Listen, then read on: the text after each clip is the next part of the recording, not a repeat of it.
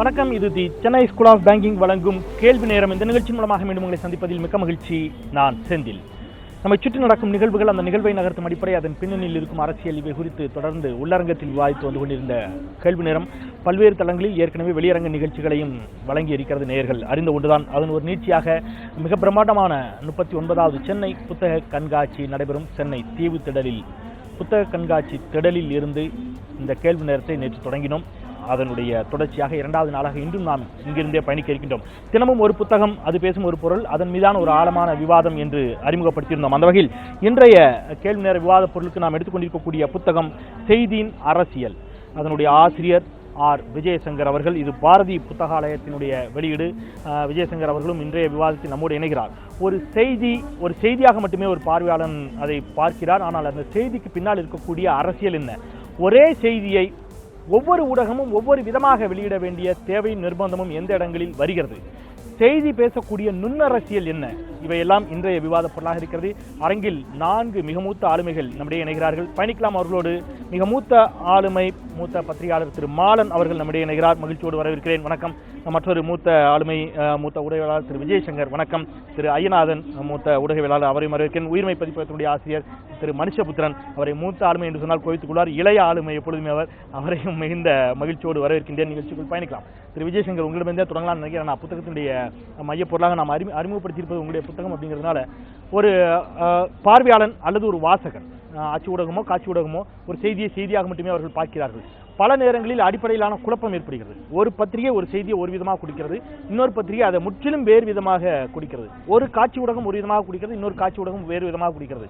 சரி தவறு என்று மட்டுமே இதை எடுத்துக்கொள்ள முடியுமா, அல்லது அதற்குள் ஒரு உள்ள அரசியலும் நுண் அரசியலும் இருக்கிறதா? கட்டாயமாக உள்ள அரசியல் மட்டும் இல்லை, அரசியல் பொருளாதாரமும் இருக்குது. அப்படிதான் பார்க்குறேன்.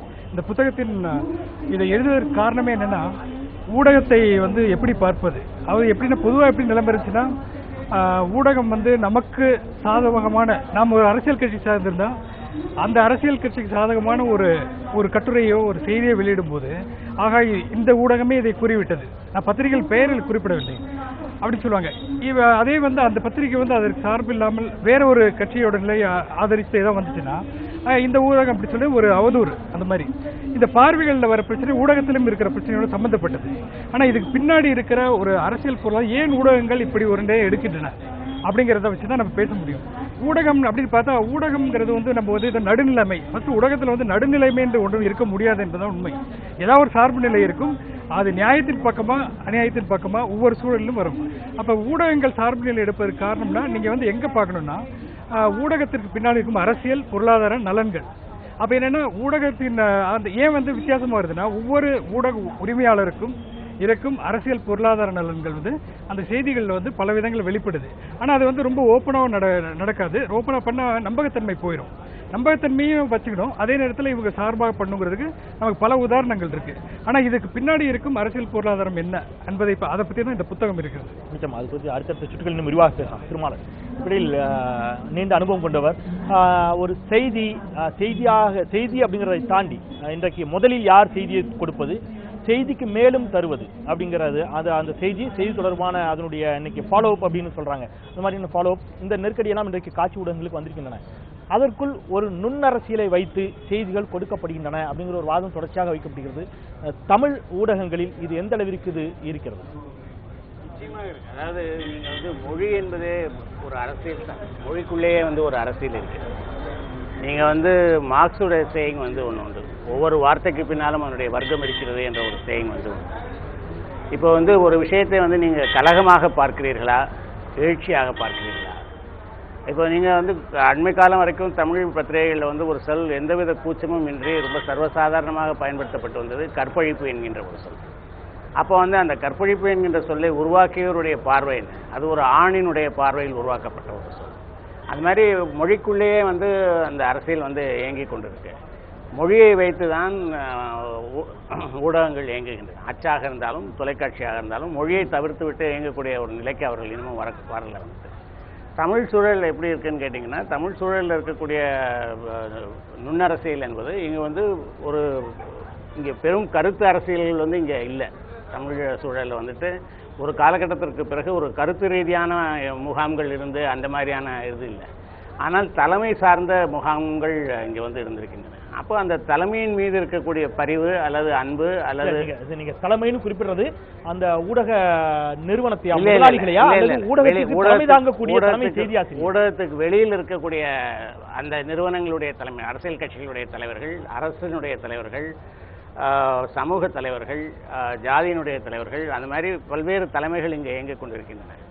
அவற்றின் பால் உள்ள பரிவு அல்லது அவற்றின் பால் உள்ள சினம் அல்லது வெறுப்பு இவற்றின் அடிப்படையில் வந்து இந்த வார்த்தைகள் வந்து கட்டமைக்கப்படுகின்றன. அதாவது தலைப்பு செய்தியை வந்து எப்படி கொடுக்கிறோம் என்பதில் வந்து அந்த வார்த்தைகள் வந்து வெளிப்படுகிறது. அப்போ மொழியில் வந்து அது மொழி சார்ந்து, தமிழ் சூழலில் வந்து அது மொழி சார்ந்தும் இங்கே இருக்கக்கூடிய தலைமைகள் சார்ந்தும் இயங்கக்கூடியதாக அது ஒரு அரசியல் வந்து இங்கே கட்டமைக்கப்படுகிறது. நான் அடிப்படையில் எடுத்துக்கிறேன். நான் இன்னும் கூட அடுத்த சுற்றுக்கு இன்னும் கூட கொஞ்சம் ஆழமாக போகலான்னு நினைக்கிறேன்.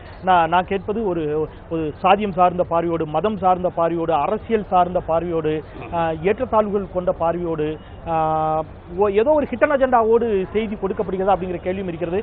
அது இங்கே மட்டும் இல்லை, தமிழ் சமூகத்தில் மட்டுமல்ல, உலகளாவிய அளவில் இருக்கக்கூடிய செய்தியாக இருக்கு. அதாவது வந்து நாம் சாம்ஸ்கியோட ஒரு கருத்து வந்து இங்கே வந்து மிக துல்லியமாக இங்கே நடைபெறுவதை வந்து நம்ம பார்க்க முடியும். அஜெண்டா செட்டிங் என்று ஒரு கருத்து உண்டு.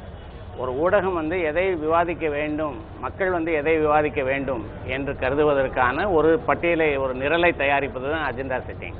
அப்போ அவங்க வந்து அளவுக்கு அதிகமாக ஒன்றுக்கு முக்கியத்துவம் கொடுப்பதும், ஒரு முக்கியத்துவம் கொடுக்க வேண்டிய ஒரு விஷயத்தை வந்து ஒதுக்கி தள்ளுவதும், அதுக்கு பின்னால் ஏன் அப்படி நடந்து கொள்கிறார்கள் என்றால் அதற்கு பின்னால் வந்து ஒரு அரசியல் இருக்கிறது. திரு ஐயநாதன், ஸ்னோடன் விவகாரத்தில் ஒவ்வொரு பத்திரிகையும், ஒவ்வொரு நாட்டினுடைய பத்திரிகையும் ஸ்னோடனை ஒவ்வொரு விதமாக பார்த்தார்கள். அது ஒரு உளவாளி, ஒரு தேச துரோகி என்று பார்த்த பத்திரிகைகள், தேசங்கள் ஒன்று. அதை வேற விதமா அந்த நாட்டினுடைய ஆதிக்க போக்கை அவர் வந்து தோலுரித்து காட்டினார் அப்படிங்கிற மாதிரியான செய்திகள் கொடுத்த ஒன்று. சீனாவில் ஒரு ஆற்றில் ஒரு சடலம் மிதந்து வருகிறது, ஒரு பெண்ணினுடைய சடலம். காவல்துறைக்கு முன்னாடி எல்லா பத்திரிகையாளரும் அங்கே போறாங்க. இந்த பெண் எப்படி கொலை செய்யப்பட்டிருப்பாள், பாலியல் பலாத்காரம் செய்யப்பட்டிருப்பாளா, அதற்கு முன்பு எத்தனை பேர் வன்புணர்வு செய்திருப்பார்கள், இந்த மாதிரியான செய்திகள்லாம் மிக வேகமாக பரவுகின்றன. காவல்துறை வந்து அந்த சடலத்தை கைப்பற்றிய பிறகுதான் தெரியுது அது ஒரு செக்ஸ் டாய், அது ஒரு பெண்ணினுடைய பொம்மை. அதற்கு முன்பாக இங்க வந்து வேகமாக செய்திகள் பரவுது. இந்த அழுத்தம் எங்கிருந்து வருகிறது? இது இன்னைக்கு தமிழ் ஊடகத்துக்கு இருக்குது அப்படிங்கிற ஒரு வாதத்தை வைத்தால் மறுக்க முடியுமா? சரி, அடிப்படையில் தமிழ் ஊடகம்னு வேணாம். நம்ம இந்தியாவில் வந்துட்டு பல்வேறுபட்ட மொழிகள் இருக்கின்றன, ஆங்கிலமும் இருக்கின்றது. பரவலாக மக்களிடையே வந்துட்டு இந்த ஊடகங்கள் சென்றிருக்கின்றன. எந்த ஒரு மொழியில் அது சொன்னாலும் சரி, செய்தி என்று அவர்கள் சொல்லுவதென்ன, சொல்லாதது என்ன? பொதுவாக ஒரு ஊடகத்தினுடைய கடமை எங்க வருது அப்படின்னீங்கன்னா, ஒரு செய்தியை அப்படியே சொல்றதோட அதனுடைய பொறுப்பு போயிடல. அதையும் தாண்டி அந்த செய்திக்கு பின்னணி என்ன அப்படின்னு சொல்லும் பொழுதுதான் ஊடகத்தினுடைய ஒரு பொறுப்பு என்பது வெளியில வருது. அதை அவங்க மறைக்கிறாங்க அப்படின்னம்னா அங்க அரசியல். அதுதான் நண்பர் விஜயசங்கர் வந்துட்டு சொல்லியிருக்கிற செய்தியில் இருக்கக்கூடிய அரசியலை தாண்டி சொல்லப்படாமல் இருக்கக்கூடிய செய்திகளுக்குள்ள ஒரு அரசியல். மக்களுக்கு வெறும் நிகழ்வுகளை மட்டும் சொல்லிடுறது. நம்மளுக்கு செய்தியை பற்றிய வரையறை கொடுத்துருக்கிறோம், நம்ம படிக்கிறோம், அதோட மட்டும் சொல்லிடுறது. எங்கே என்ன நிகழ்ந்தது, எதனால் நிகழ்ந்தது, ஏன் நிகழ்ந்தது, எப்படி நிகழ்ந்தது அப்படி சொல்லி போட்டுட்டோம் அப்படின்னோம்னா தட் இஸ் எலிமெண்ட்ரி. அது இல்லை, அதையும் தாண்டி அதற்கான காரணம் என்ன என்பதை சொல்லும் பொழுதுதான் ஒரு ஊடகம் வந்துட்டு பொறுப்போட வெளிப்படுது. உதாரணத்துக்கு நீங்க ஸ்னோடன் சொல்றீங்க, ஜூலியன் அசாஞ்சே, இவங்க ரெண்டு பேரும் செஞ்ச பணி என்ன? ஒரு நம்முடைய உலகத்தினுடைய அரசுகளினுடைய ஆளுமை வந்துட்டு shrouded in secrecy. நீ நினைக்கிற மாதிரி இது ஒரு வெளிப்படைத்தன்மையோட நீ ஆளப்படல. அங்க ஒரு சீக்ரசி இருக்குது. உன்னை நிர்ணயிக்கிறான், உன்னுடைய போக்க மாத்த நினைக்கிறான்.